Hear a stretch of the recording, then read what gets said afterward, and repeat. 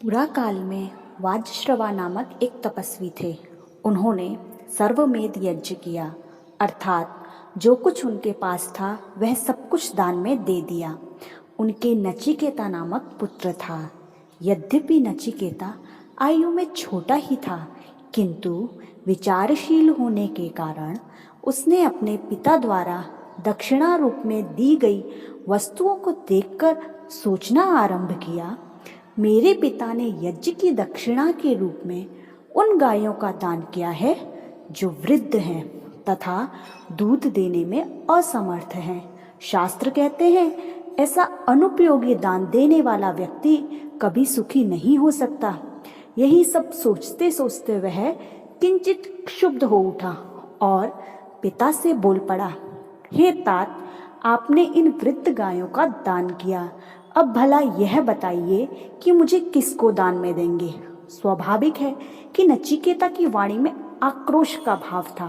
पिता अपने पुत्र के रोष को समझ गए, इसीलिए उसने कुछ भी उत्तर न देकर मौन का ही अवलंबन किया। किंतु जब पुत्र ने दूसरी बार और तीसरी बार यही प्रश्न किया तो क्रोध में आकर पिता बोल पड़ा, तुझे मृत्यु को दूंगा। जब नचिकेता को पिता का आदेश मिला तो वह तुरंत मृत्यु के देवता आचार्य यम के यहाँ चल पड़ा। रास्ते में सोचने लगा कि मैं अपने साथियों में किन्हीं बातों में प्रथम और अन्य बातों में मध्यम हूँ, सर्वथा निकृष्ट तो नहीं हूँ। पुनः ऐसा कौन सा काम है जो आचार्य यम मुझसे कराएगा। अंततः नचिकेता यम के द्वार पर पहुंचा, परंतु संयोग देखिए कि यम उस समय घर पर नहीं थे, इसीलिए इस ब्राह्मण पुत्र को 3 दिन तक यम के द्वार पर ही प्रतीक्षा करनी पड़ी। जब चौथे दिन आचार्य स्वगृह में प्रविष्ट हुए, किसी चिंतक ने अतिथि धर्म की अवहेलना से होने वाले पाप की ओर संकेत करते हुए यम को चेतावनी रूप में कहा, है वैवस्वत, आपके गृह में एक तेजस्वी विद्वान अतिथि रूप में प्रविष्ट हुआ है। आप इस आगंतुक को जल देकर उसका स्वागत कीजिए। शास्त्रकार कहते हैं जिस पुरुष के घर में ब्रह्मविद अतिथि भूखा प्यासा रहता है उसकी शुभ एवं मंगलकारी वस्तुएं नष्ट हो जाती हैं। इस शास्त्रानुज्ञा को सुनकर आचार्य ने आगंतुक ब्रह्मचारी से कहा, हे विद्वान अतिथि, आप प्रणम्य हैं। हे ब्राह्मण, मेरा नमस्ते स्वीकार करें, मेरा मंगल हो। आप मेरे द्वार पर 3 रात भूखे और प्यासे रहे हैं, उसके प्रायश्चित रूप में 3 वर स्वीकार करें। आचार्य की बात सुनकर नचिकेता ने कहा, प्रथम वर तो आप यह प्रदान करें कि मेरे पिता का मेरे प्रति रोष भाव दूर हो जाए तथा जब मैं पुनः स्वगृह लौटूं तो वह मुझे पहले की तरह से स्नेह से स्वीकार कर लें।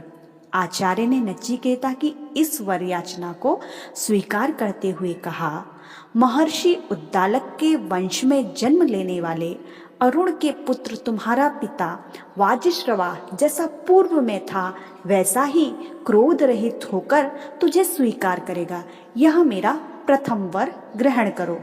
द्वितीय वर ग्रहण करने की भूमिका बनाते हुए नचिकेता बोला, जिस स्वर्गलोक की चर्चा हम सुनते हैं कि इसमें न तो कोई भय से पीड़ित रहता है, न वृद्धावस्था व मृत्यु के भय से ही आक्रांत होता है, ऐसे सुखी संसार में लोगों को भूख और प्यास का द्वंद्व भी नहीं सताता। शास्त्र कहते हैं ऐसा स्वर्ग अग्निहोत्रादि कर्मों से सिद्ध होता है। अग्निहोत्रम जुहुयात स्वर्ग कामः, स्वर्ग की कामना करने वाला व्यक्ति अग्निहोत्र करे। तो द्वितीय वर्ग अब मुझे यह दे कि जिससे कि मैं उस अग्नि विद्या को जान सकूं जो साधक को स्वर्ग प्राप्त कराती है। पुनः आचार्य ने उस अग्नि विद्या का विस्तार से निरूपण किया कि किस प्रकार यज्ञ वेदी में ईंटें रखनी चाहिए और वह सब अग्नि विधान उसे बताया। पुनः इस विनीत बालक की विनम्रता तथा शालीनता से प्रभावित होकर बोला, इस द्वितीय वर के प्रसंग में एक और वर तुम्हें यह देता हूँ कि जिस अग्नि का प्रतिपादन तेरे समक्ष कर चुका हूँ वह भविष्य में तेरे नाम से नचिकेताग्नि कहकर प्रसिद्ध होगी। आचार्य ने नचिकेताग्नि के महात्म्य का भी वर्णन किया। इस अग्नि विद्या का धारण और आचरण करने वाला कर्मकांड को साधन बनाकर जन्म मृत्यु के पार हो जाता है तथा उस सर्वोपरि पूज्य ब्रह्म को जानकर शांति प्राप्त करता है। वस्तुतः इस अग्नि का साधन करने वाला मृत्यु पाशों को विच्छिन्न करते हुए लोकावेग से तरकर स्वर्गलोक प्राप्त करता है। इस प्रकार द्वितीय वरदान तथा उसके संबंध एक और वर देकर आचार्य ने नचिकेता से तीसरा वर मांगने के लिए कहा। अब नचिकेता अपने मुख्य विषय पर आया। उसने कहा, मनुष्य के मरने के पश्चात क्या अवशिष्ट रहता है? इसे लेकर लोगों में दो प्रकार के मत हैं। कुछ की धारणा है कि मृत्यु के पश्चात भी आत्मा विद्यमान रहता है, जबकि अन्य लोग आत्मा के शरीर से पृथक हो जाने पर उसके अस्तित्व के बारे में भी शंकित हो उठते हैं। यह एक संदेहास्पद स्थिति है। आप मुझे तीसरे वर्ग के रूप में यही स्पष्ट करें कि मृत्यु के पश्चात आत्म तत्व की क्या स्थिति रहती है। यह प्रश्न कितना गहन है, इसे निरूपित करते हुए यम ने कहा, विद्वानों ने इस संबंध में सदा ही अनिश्चय की बातें कही हैं और यह विषय है भी सूक्ष्म। हे नचिकेता, अच्छा तो यह होगा कि इस प्रश्न का आग्रह न कर तुम कोई अन्य वर मांगो। जब अपने प्रष्टव्य के प्रति यम का यह दृष्टिकोण नचिकेता ने देखा तो वह कहने लगा, जब विद्वानों ने भी इस प्रश्न पर वैमत्य प्रकट किया है और आप भी इसे सुजेय नहीं समझते हैं, तब तो आप इसका समाधान अवश्य करें, क्योंकि ऐसे गूढ़ प्रश्न का आप जैसा उत्तम समाधान करता मुझे अन्यत्र कहाँ मिलेगा। अब यम ने नचिकेता की परीक्षा लेने की सोची, उसे प्रलोभन देने आरंभ किए। यम ने कहा, इस वर के बदले तुम मुझसे शतायुष पुत्र पौत्र प्राप्त कर, हाथी घोड़े स्वर्ग भूमि या बड़ा मांडलिक राज्य मांग ले। तू स्वयं अपने वर के स्थान पर धन और आजीविका मांग ले। इस विस्तृत धरती पर रहने वाला होकर तेरी सभी कामनाएं पूरी होंगी। रथों में बैठी तुर्य आदि वाजों से अपना मनोरंजन करने वाली रमणियां मेरे वरदान से तेरी सेवा करेंगी। निश्चय ही ऐसी सुंदर दासियां साधारण मनुष्य को अप्राप्य होती हैं।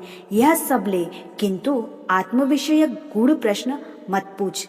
नचिकेता तो अपूर्व मेधावी तथा प्रबल जिज्ञासु था, अतः लौकिक प्रलोभन में भला क्यों आने लगा।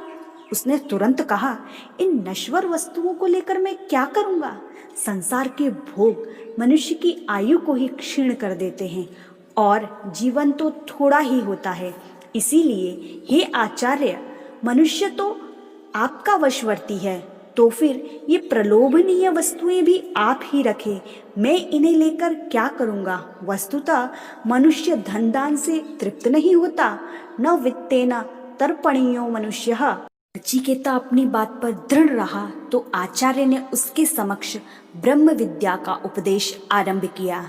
श्रेय और प्रेय ये दोनों भिन्न मार्ग हैं जो मनुष्य को अपनी ओर आकृष्ट करते हैं। श्रेय मार्ग लोकोत्तर कल्याण का मार्ग है, जबकि प्रेय मार्ग सिर से बांधने वाला तथा मनुष्य को आध्यात्मिक लक्ष्य से गिरा देने वाला मार्ग है। ये दोनों ही मार्ग जब मनुष्य के समक्ष रहते हैं तो विचारशील विद्वान प्रवृत्ति मार्ग की उपेक्षा कर निवृत्ति मार्ग को ग्रहण करते हैं। वस्तुतः मंदबुद्धि व्यक्ति को सांसारिक सुख के हेतुभूत प्रेय मार्ग को स्वीकार करते हैं। हे नचिकेता, तूने स्त्री पुत्रादि भोगों को छोड़कर श्रेयस्कर मार्ग को अपनाया है। वस्तुतः श्रेय और प्रेय परस्पर विरोधी मार्ग हैं, जिन्हें विद्या और अविद्या के नाम से जाना जाता है। तू तो विद्या की चाहना करने वाला है, क्योंकि तू प्रलोभनीय कामनाओं में नहीं फंसा है। अविद्या में पड़े रहने वाले ही अपने आप को धीर और विद्वान मानते हैं।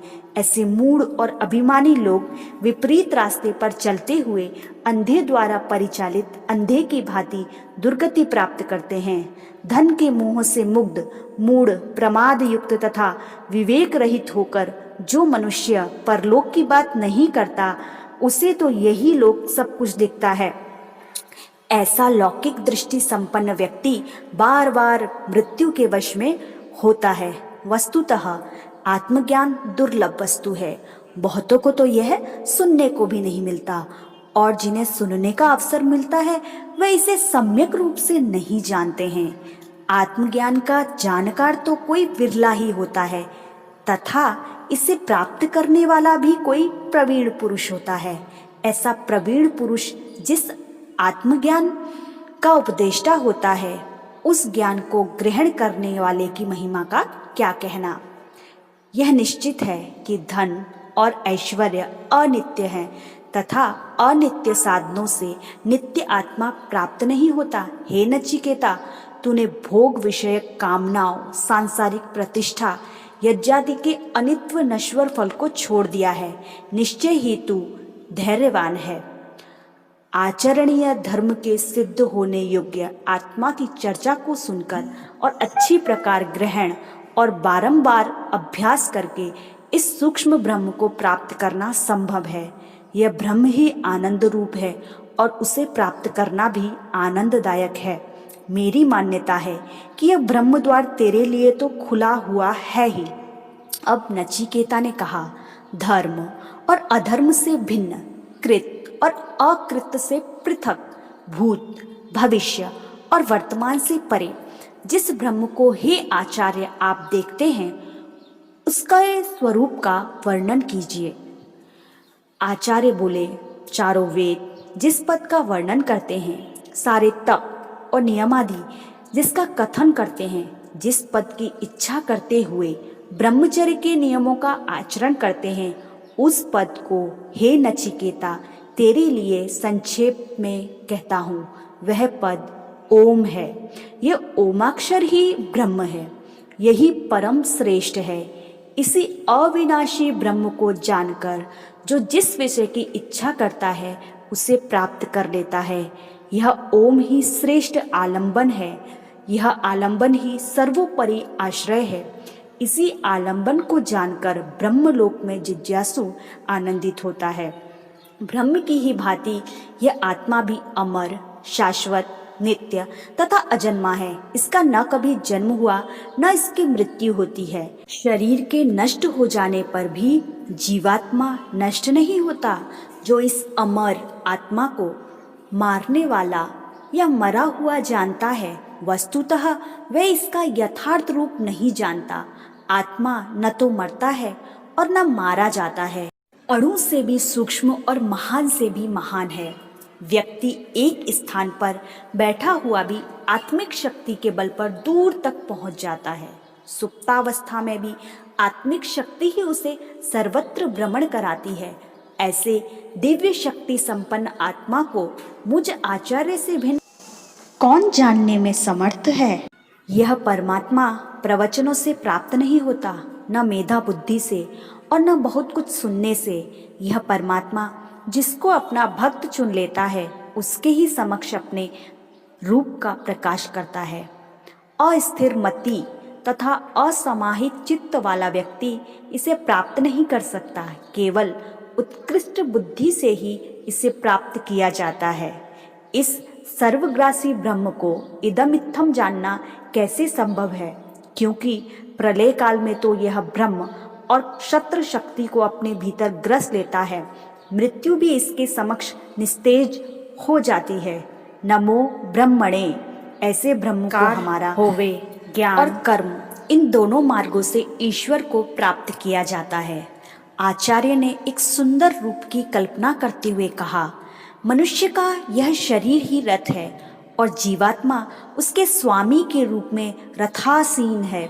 बुद्धि को सारथी के तुल्य जानना चाहिए, क्योंकि सारथी जिस प्रकार रथ का भली भांति सुचालन करता है, उसी प्रकार बुद्धि के निर्देशन में ही शरीर की प्रवृत्ति होती है। मन रूपी लगाम को बुद्धि रूपी सारथी ने अच्छी तरह से पकड़ रखा है। अभिप्राय यह है कि मन पर बुद्धि का नियंत्रण आवश्यक है।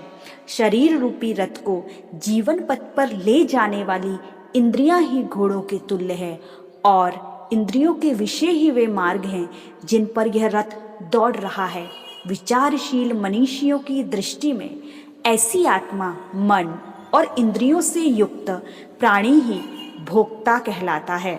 परंतु ध्यान रखना चाहिए कि जो अज्ञानी अस्थिर मन वाला है, उसकी इंद्रियां दुष्ट घोड़ों के समान स्वेच्छाचारिणी होकर उसके वश में नहीं रहती। इसके विपरीत जो विज्ञानवान है, उसका मन उसके वश में रहता है। फलतः उसकी इंद्रियां भी सुधरे हुए घोड़ों की भांति वश में रहती हैं। जो विवेकहीन पुरुष अपने मन के पीछे चलने वाला होता है, अर्थात जो मन का निग्रह करने में असमर्थ है, वह अपवित्र भी होता है। वह उस परम पद मोक्ष को प्राप्त नहीं होता। उसे तो संसार चक्र में पुनः पुनः आना ही पड़ता है। इसके विपरीत जो विवेक संपन्न है, वह अपने मन को वश में रखता है तथा सदा पवित्र भी रहता है। ऐसा मन का वशीकरण करने वाला पुरुष ही मोक्ष पदगामी होता है। वह उस पद को प्राप्त कर लेता है जिससे पुनः सांसारिक बंधनों में आना नहीं होता। इस प्रकार जिस मनुष्य का बुद्धि रूपी सारथी विवेक युक्त है और जिसकी मन रूपी लगाम भी उसके वश में है, वह इस जीवन रूपी मार्ग को पार कर विष्णु नामक व्यापक परमात्मा के सर्वश्रेष्ठ पद को प्राप्त कर लेता है। इंद्रियों से लेकर अगोचर परमात्मा का भी क्रमबद्ध उल्लेख किया। इसके बाद उन्होंने कहा, सब भौतिक पदार्थों में भी अपने सूक्ष्मता से विद्यमान वह परमात्मा चर्म चक्षुओं से दिखाई नहीं देता। केवल सूक्ष्मदर्शी लोग ही अपनी सूक्ष्म प्रज्ञा से इसे देखते हैं।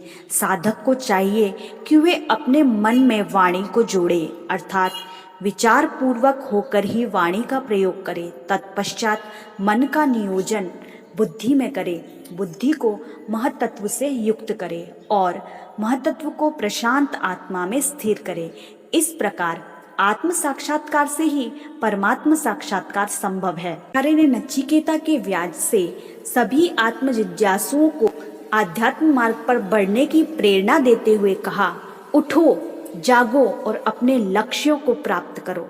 वस्तुतः यह साधना पथ छुरे की धार के तुल्य है। सूक्ष्मदर्शी कवियों ने इस पथ को ऐसा दुर्गम कहा है कि मृत्यु मुख से छूटने का एकमात्र उपाय यही है। हम उस शब्द से परे, अवर्णनीय, अनिर्वचनीय, अस्पृश्य, अरूप, नित्य, अरस, अगंध, अनादि, अनंत महतत्व से भी परे ध्रुव तत्व को जाने।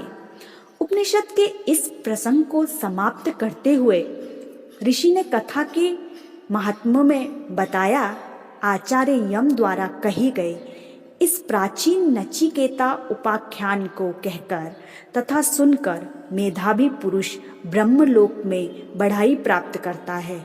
जो कोई व्यक्ति सावधान होकर परम गुह्य कथानक को विद्वानों की सभा में अथवा श्राद्ध काल में सुनाता है, तो उसे असीम फल की प्राप्ति होती है। ओम शांति।